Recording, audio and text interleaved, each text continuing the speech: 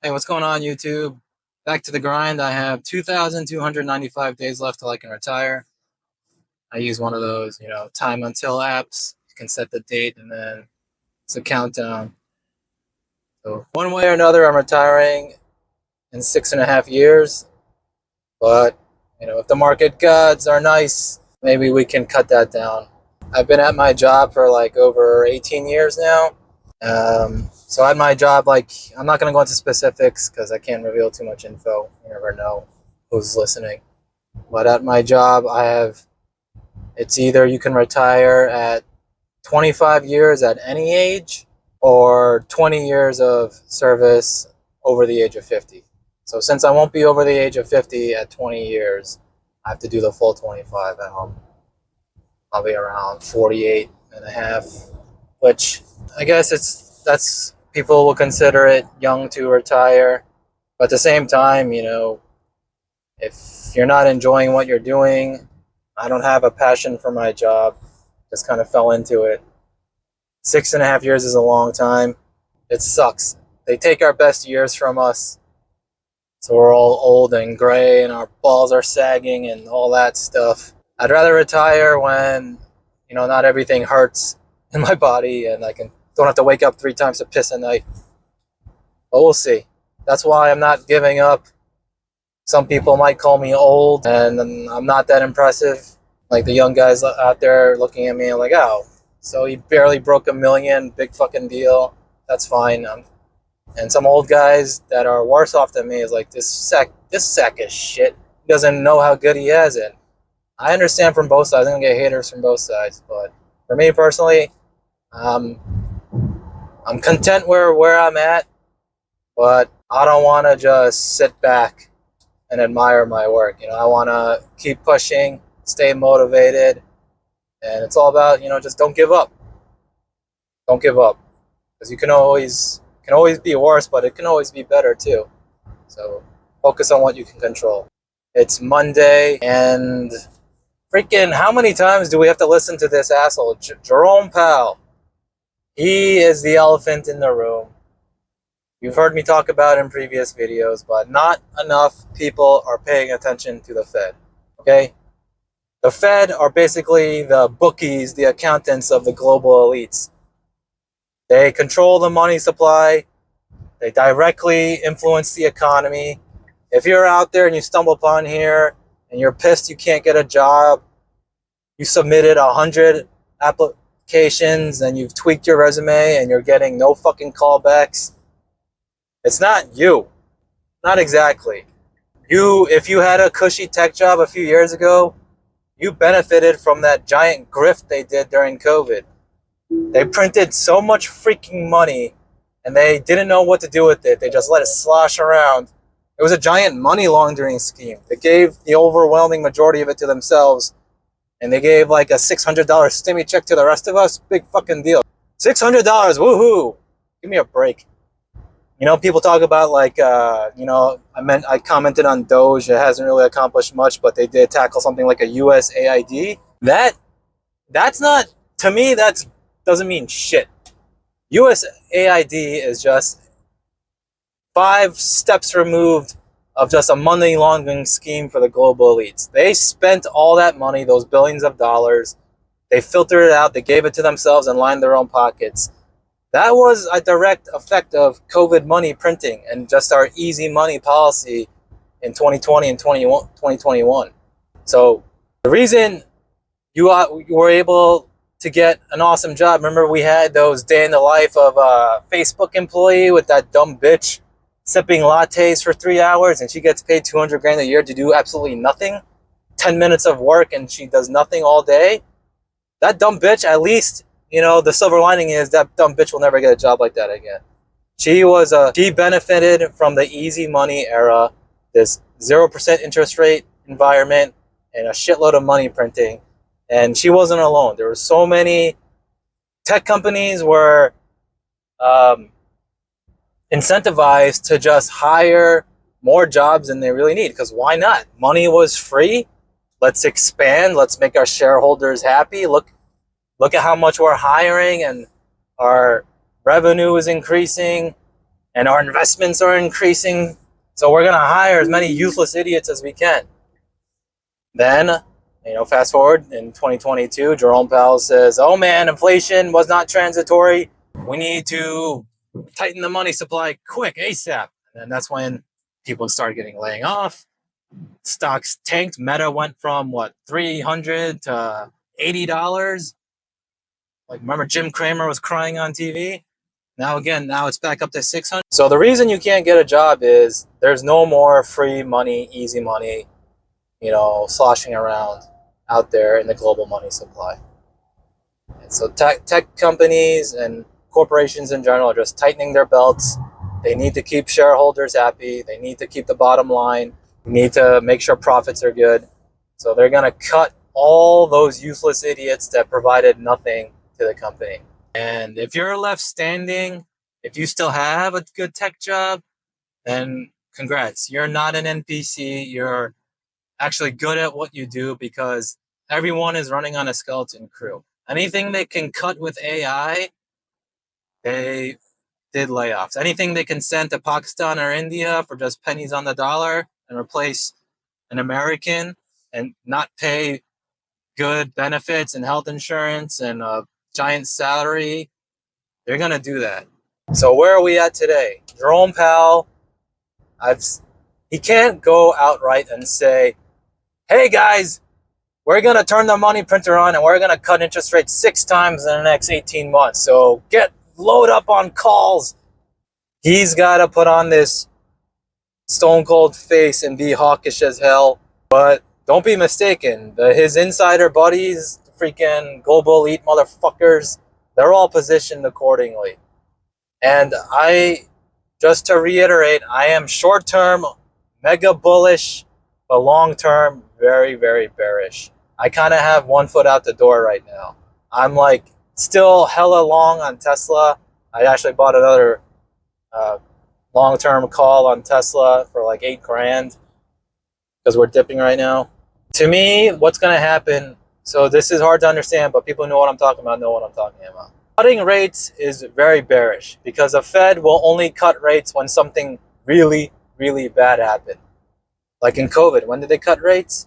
Because they thought the world was ending, so they had to cut rates and the whole economy shut down. That was bad for stocks and money, and shit hit the fan. So cutting rates is inherently very bearish, but signaling cutting rates is super bullish. So there's just going to be a small window, and when I say small, it's not like a week. It's probably going to be a few months, maybe even longer. Jerome Powell, my guess is he's going to signal, he's going to act dovish and be he's going to say something like recession risks, even though we don't believe a recession is here. Inflation has come down. We have it under control. And the recession risks outweigh the inflation risks. So we will be ready to cut. Something like that. Maybe not in those words, but something similar.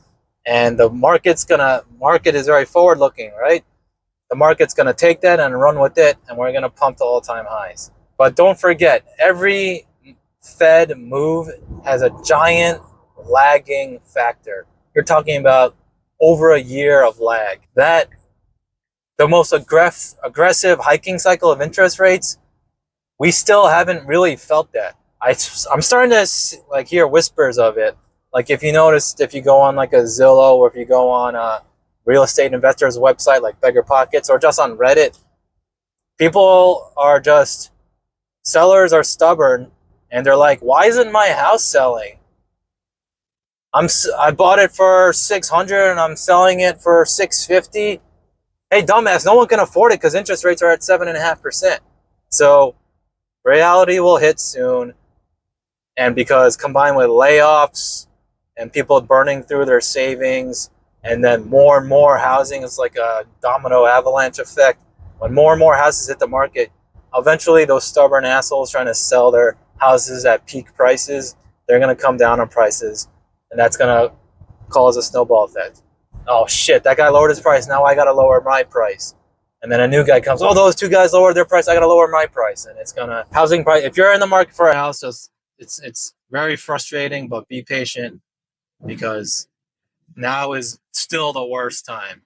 All-time high mortgage rates, plus people haven't brought down their prices. Something's got to give. But I like to say that the market and the economy aren't the same thing. Eventually the market makers use the economy as, excuse to fuck with the market. And we're not quite there yet, but soon enough they'll do that. You'll see people, if you're on X and you have followed the right people, that the Fed is way too tight. The federal funds rate, we're in a very restrictive policy right now, and they need to cut. And it's true. The biggest, like, I think it's like 35% of the inflation data is rent and home prices. And those have been not going up, at least I've noticed. If anything, they're coming down, I think. So that took so long. It took, people were waiting for that to happen in 2022. It's 2025 and it really hasn't reflected. But remember, inflation, it's weird. They talk about inflation. It's cumulative. Remember when they stay fist pump and the Fed is like, we hit our goal, 2% inflation. That's still cumulative on top of like the 50% inflation we've had over the last few years. So, but going back to rent, if rent has, let's say rent has 5 years ago was $1,000 hypothetically, and then rent went to $2,000. That's a shitload of inflation, right? And that reflected in their stupid data reports. But now, let's say the next month, we start at 2,000 rent. Let's say the next few months, rent has only went to 2,100 rent, or maybe it even went down back to 2,000 rent. That for that month CPI, that month is in that category is zero.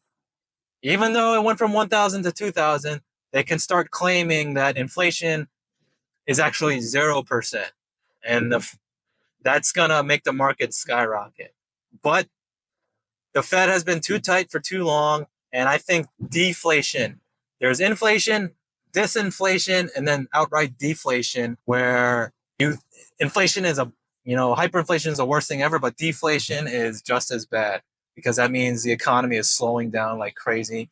And that's what happened to Japan in the 80s. So to combat that, the Fed will probably print a lot, but it won't be like euphoria printing. It's like, what the fuck, the money system is broken printing. And in that case, it's gonna be, I think it'll be my first time going through that sort of cycle. But from what I'm hearing and researching, reading, the dollar is strong. So stay in cash, because if deflation is occurring, our dollar is actually getting stronger. People say go into gold and, hard assets and Bitcoin. No, I think that the dollar and bonds is the way to go. But we'll see what happens. Someone smarter than me can, spell it out for us. But guys, the Fed, it's funny. I'm at work, and then people are watching stupid ass ESPN, watching like football or basketball, or they're watching some other CNN or Fox News bullshit news. And whenever I change a channel to MSNBC, and I know MSNBC is bullshit too. I actually use them to like inverse the market, but like I'll tune into like a Fed meeting, and then to the average, mouth breather, it's like so boring. It's a bunch of old boomer fucks talking about nonsense that makes no sense. And that's by design. The Fed affects our lives so much people don't realize. You got to pay attention to the Fed. The reason you got a good job was because of the Fed back in the day. The reason you can't get a job now is because of the Fed. And I don't know, it's coming down. Like, I think, they said Jay Powell visited Trump privately.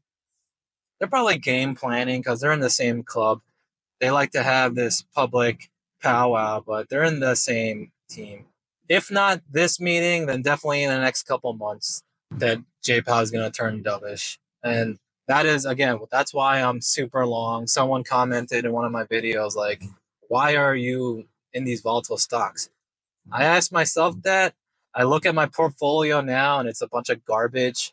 Like, I should be in just index funds or mega caps. But I'm always way too early. I've been waiting for a blow-off top. In a blow-off top, what goes up? They use this as exit liquidity. All the penny stocks, all the meme stocks, all the altcoins, because people can't afford 100K Bitcoin, but they can afford, a 50-cent shitcoin. And these euphoria phases last longer than we always think they will. So I'm waiting for that. Small caps will outperform, meme stocks will outperform. There's a reason why GameStop and Unity and DJT, Trump's stupid company, they're all loading up on Bitcoin. Bitcoin strength or dominance, as they say in the crypto world, Bitcoin dominance has topped out. And from everything I'm reading, even though it might be fabricated or fake, altcoin is imminent. And if I'm wrong, then, oh well, I'm fucked, whatever. I have very high conviction because I know Tom Lee, from Fundstrat, he got a lot of shit for telling people to get into small caps. That was when I first entered, and I've been burned. Small caps are the most ignored, most hated, most shit on sector right now, and altcoins as well. And that's when they strike. When retail sentiment is at its lowest, they load it up. They use all this time to accumulate, and then they're gonna pump it, cause people to FOMO in, and then rug pull. That's the game plan. It's the same script every single time. Only if you've been in the market for a very long time. Now, I was a total freaking idiot back during COVID and stuff. I didn't know what the hell was going on. But now I know the game plan. I know the script. So I'm not falling for it. The only problem is I'm probably going to take profits way too early, get defensive and bearish way too early. But I'm fine with that. I'm not going to outright short anything right now, but I'm very bullish on TLT, the 30-year bond, because stocks and TLT, they can go up at the same time. TLT won't do anything crazy. It's not a sexy, 50% mover, but 10, 15%, that's good. And it's kind of a recession hedge as well. At any given moment, they can, make the data suit their narrative. And at any given moment, they're going to be like, oh my God, look at this awful jobs report. We actually lost jobs. And oh my God, what the hell's going on with inflation? We didn't want it to go down this much. They can put that narrative out there at any given time. So I have one foot out the door, as I said. But for now, just to clarify one more time, stay long, stay bullish, because I'm looking for the signs. I saw the signs in Tesla. That's why I was ranting about that in another video. But Tesla's probably going to dip. The robotaxi will probably be a sell news event, as they all are. But I think Tesla will go up. I saw this chart that the M2 money supply and Tesla performance are almost identical. So we'll see what happens. But until I see euphoria and some jackass bragging about his, $100 profit from some shitcoin, I'm staying long, because people still haven't been unplugged. They're still unaware of the games, the schemes they play on us. And as long if from there, and if it ain't broke, don't fix it. Let's just keep fucking people over and keep stealing their money with stocks. So, but you guys, anyone who managed to listen to this, you guys are in the know. You know their game plan. So just stick to the plan, and we'll see what happens. I saw on my YouTube feed all these day trading, just scam artists. They're all douchebags trying to steal people's money. But I wanted to make a video on why you should not ever day trade. Save yourself the aggravation, because it's just degenerate gambling. But I'd like to know what you guys want me to talk about. So please comment, like, subscribe. I can rant and ramble about all sorts of topics. So if you guys want me to give my opinion or input on certain things, please hit me up in comments, and I will see you guys later.